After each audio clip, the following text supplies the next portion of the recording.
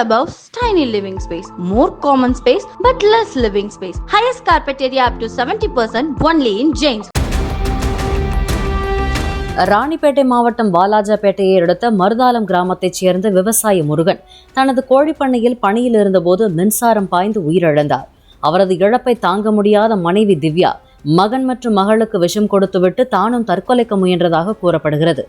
மூவரையும் அக்கம்பக்கத்தில் இருந்தவர்கள் மீட்டு மருத்துவமனையில் அனுமதித்தனர். வாலாஜாபேட்டை போலீசார் விசாரித்து வருகிறார்கள்.